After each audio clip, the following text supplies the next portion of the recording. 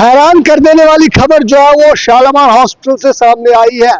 जिस हॉस्पिटल का नाम SMGS है, श्री महाराजा गुलाब सिंह हॉस्पिटल। और जिस हॉस्पिटल में एक दिन में यानी कि 24 घंटे में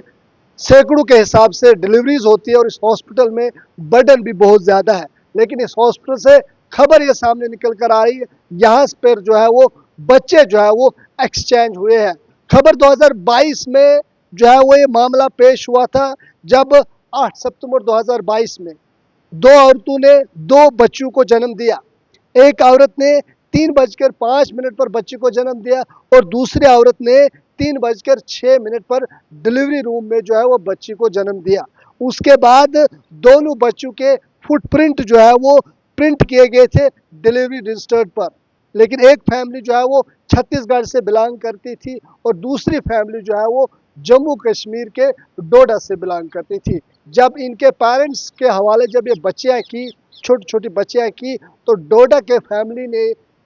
ये एतराज़ किया कि ये बच्ची जो है वो हमारी नहीं है, क्योंकि इस बच्ची की शक्ल व सूरत, इस बच्ची का कलर जो है वो हमारे साथ नहीं मिलता है। अक्सर आप जानते हैं कि इंसान है हम, क्योंकि जब भी आपके फैमिली में कोई बच्चा जन्म लेता है तो कहीं न कहीं ज़रूर वह अपनी किसी फैमिली मेम्बर से जो है उसकी शक्ल और सूरत जो है वो मिलती है। अगर हम जम्मू कश्मीर और छत्तीसगढ़ की बात करें तो जम्मू कश्मीर और छत्तीसगढ़ के लोगों में भी जो है वो लोगों के शक्ल सूरत में जो है वो कई ज़्यादा फ़र्क है। लेकिन जब डोडा के शख्स ने, डोडा के इस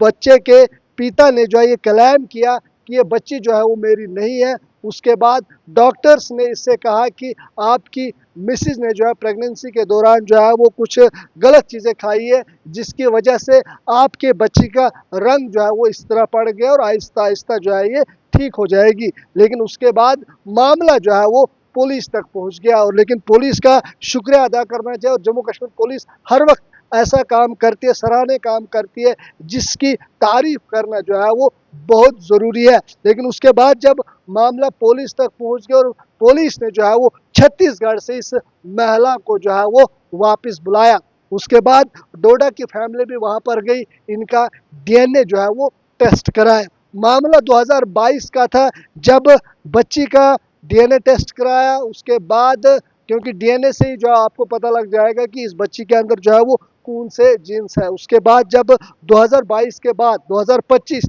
यानी कि 3 साल मुकम्मल हो जाते और 3 साल के बाद DNA रिपोर्ट आती है कि सही मायनों में बच्चे जो है वो एक्सचेंज हो गए हैं। जो छत्तीसगढ़ की महिला है उसका बच्चा जो है वो डोडा की महिला के पास था, और जो डोडा की महिला है उसका बच्चा जो है वो छत्तीसगढ़ की जो महिला थी उसके पास था। और कहीं न कहीं 3 साल इस औरतों ने जो है वो एक दूसरे के बच्चे को दूध पिलाया, उसकी खिदमत की, और कहीं न कहीं शालामार से ऐसा मामला सामने आया और कहीं न कहीं